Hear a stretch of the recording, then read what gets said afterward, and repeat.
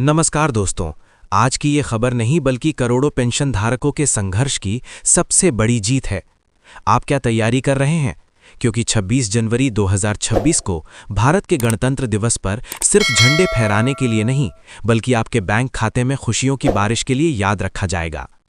मंत्रालय की गुप्त बैठक से जो खबर बाहर निकल कर आई है, पूरे देश में हलचल मचा दी है। श्रीमान अशोक जी रावत के संघर्ष के बाद आखिरकार सरकार को झटका लगा। प्रधानमंत्री नरेंद्र मोदी ने 7,500 प्लस डीए की फाइल पर हस्ताक्षर नीचे दिए हैं। क्या इस 26 जनवरी को आपके खाते में एक साथ अरियर और मोटी होगी पेंशन मिलेगी? आज के इस विशेष परामर्श में हम एक एक शब्द की सच्चाई आपके सामने प्रस्तुत करते हैं। वीडियो को अंत तक देखिएगा क्योंकि बीच में एक ऐसा मोड़ है जो आपके देखने लायक है। दोस्तों, पिछले कई महीनों से नाग की टीम और अशोक रावत जी दिल्ली की गैलरी से लेकर मंत्रियों के गलियारों तक एक ही मांग डबल रहे थे। वृषभ पेंशन हमारा हक है। हाल ही में हुई श्रम मंत्री और वित्त मंत्रालय के उच्च अधिकारियों की मताधिकार बैठक में जो निर्णय लिया गया वो है, सरकार का कहना है कि अब जोखिम नहीं लेना चाहिए। अशोक जी ने स्पष्ट कर दिया था कि अगर इस बार मांग पूरी नहीं हुई तो आंदोलन का स्वरूप कुछ और होगा।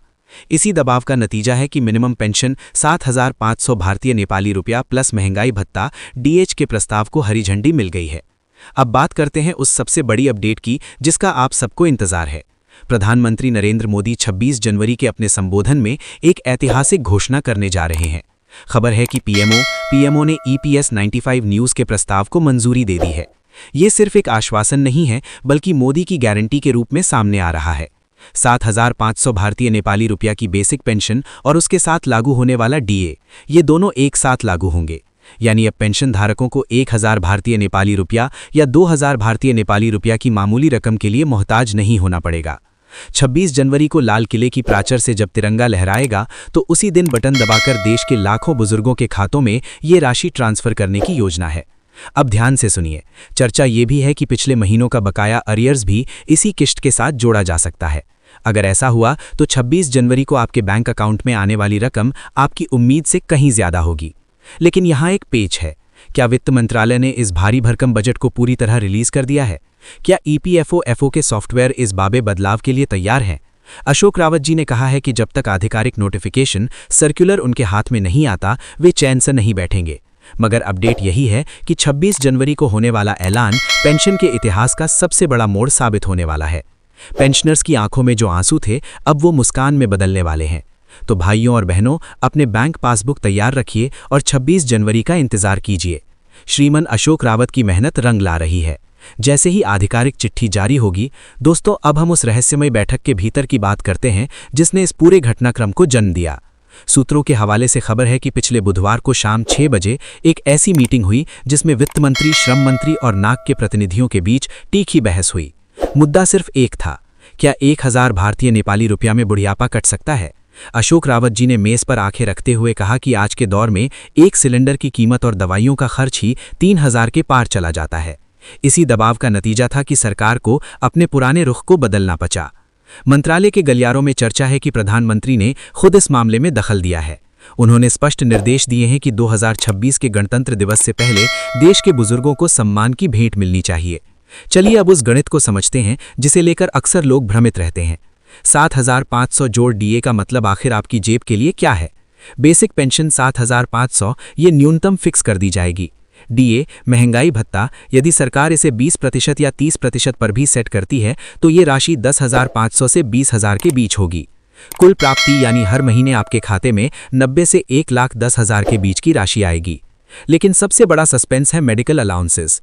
सूत्रों का कहना है कि अशोक रावत जी की मांग के अनुसार पेंशन के साथ साथ 15 लाख का फ्री मेडिकल कवरेज या कैशलेस सुविधा भी इस पैकेज का हिस्सा हो सकती है। अगर ऐसा हुआ तो ये स्वतंत्र भारत के इतिहास में बुजुर्गों के लिए सबसे बड़ी सामाजिक सुरक्षा योजना होगी। 26 जनवरी की तारीख ही क्यों चुनी गई? इसके पीछे एक बहुत बड़ी राजनीतिक और सामाजिक रणनीति है। गणतंत्र दिवस संविधान और अधिकारों का दिन है। सरकार यह संदेश देना चाहती है कि EPS 95 न्यूज़ पेंशनर्स को उनका संवैधानिक अधिकार मिल गया है। तैयारी यह है कि जैसे ही प्रधानमंत्री का भाषण समाप्त होगा, श्रम मंत्रालय एक डिजिटल पुश के जरिए लाखों पेंशनर्स के मोबाइल पर मैसेज भेजेगा। वो मैसेज होगा, आपकी पेंशन संशोधित कर दी गई है। ये कोई छोटी बात नहीं है। ये उन लाखों विधवाओं और बुजुर्गों की जीत है जो पिछले 10 सालों से जंतर मंतर पर सर्द रातों में अपनी आवाज़ उठा रहे थे।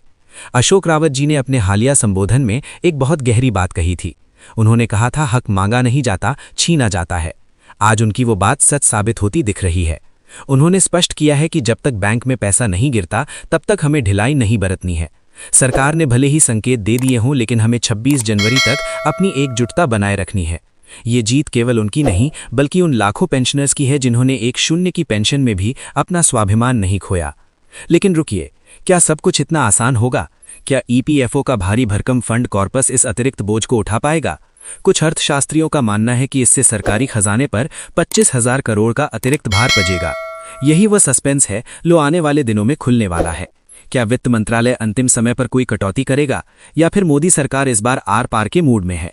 विश्वसनीय सूत्रों का कहना है कि प्रधानमंत्री ने इस बार बजट से ऊपर बुजुर्गों को रखा है। दोस्तों, आने वाली जनवरी की सुबह आपके जीवन की सबसे सुनहरी सुबह हो सकती है। 7,500 प्लस डीए का सपना अब हकीकत की दहलीज पर खसा है। ये जीत रातों रात नहीं मिली है। इस 7,500 प्लस डीए के पीछे उन लाखों बुजुर्गों का पसीना और आंसू हैं जिन्होंने कड़कड़ाती ठंड और चिलचिलाती धूप में सड़कों पर रातें बिताईं। आपको याद होगा बुल्डाना का वो ऐतिहासिक आंदोलन। आपको याद है जब दिल्ली की सड़कों पर हजारों की संख्या में सफेद टोपी पहने बुजुर्गों ने पेंशन हमारा हक है के नारे लगाए थे। सरकार को झुकने पर मजबूर करने वाला सबसे बड़ा कारण था पेंशनरों की एकजुटता। श्रीमान अशोक रावत जी के नेतृत्व में एनएसी नेशनल एजुटेशन कमेटी ने जो चक्रव्यूह रचा, उसमें सरकार के पास केवल 2 ही विकल्प बचे थे, या तो पेंशन बढ़ाओ या फिर देश की 67 करोड़ लाख पेंशनरों का गुस्सा झेलने को तैयार रहो। सूत्रों का कहना है कि आईबी इंटेलिजेंस ब्यूरो की रिपोर्ट ने सरकार को सतर्क कर दिया था कि ये गुस्सा अब वोट की चोट में बदल सकता है। अब मैं आपको वो जानकारी देने जा रहा हूं जो आपको किसी भी मुख्य धारा के मीडिया चैनल पर नहीं मिलेगी। वित्त मंत्रालय के अंदर एक विशेष डेस्क बनाई गई है जिसका नाम है ईपीएस प्रायोरिटी सेल। इस सेल का काम है 26 जनवरी से पहले फंड का आवंटन सुनिश्चित करना। मंत्रालय के एक वरिष्ठ अधिकारी ने नाम न छापने की शर्त पर बताया कि 7,500 रुपया की न्यूनतम पेंशन को सोशल सिक्योरिटी नेट के तहत रखा गया है। इसका मतलब है कि देशभूरी के देश के नरीवेज करीब अब ये पेंशन केवल एक योगदान आधारित स्कीम नहीं रहेगी, बल्कि सरकार इसमें अपनी ओर से भारी सब्सिडी देगी ताकि हर बुजुर्ग को सम्मान से जीने का अधिकार मिले। अशोक रावत जी ने सरकार के सामने जो प्रस्ताव रखा उसे रावत मॉडल कहा जा रहा है। इस मॉडल में 4 मुख्य स्तंभ हैं। 7,500 भारतीय नेपाली रुपया की बेसलाइन, किसी भी परिस्थिति में पेंशन इससे कम नहीं होगी। डाउट रिविजन, जैसे सरकारी कर्मचारियों का डीए साल में 2 बार बढ़ता है वैसे ही पेंशनर्स का भी बढ़ेगा। मेडिकल कवरेज, आयुष्मान भारत योजना को ईपीएस 95 के साथ लिंक करना। विधवा पेंशन में सुधार, पति की मृत्यु के बाद पत्नी को सम्मानजनक राशि का प्रावधान। प्रधानमंत्री मोदी को भेजे गए पत्र में रावत जी ने भावुक होते हुए लिखा था कि साहब, हम दान नहीं मांग रहे, हम अपना वो हक मांग रहे हैं जो हमने जवानी में पसीने के रूप में देश के निर्माण में लगाया है। और लगता है कि प्रधानमंत्री के दिल तक ये बात पहुंच गई है। सिर्फ सत्ता पक्ष ही नहीं, विपक्ष ने भी इस मुद्दे पर सरकार को घेरा है। संसद के पिछले सत्र में कई सांसदों ने ईपीएस 95 का मुद्दा शून्यकाल 0 आवर के दौरान उठाया था।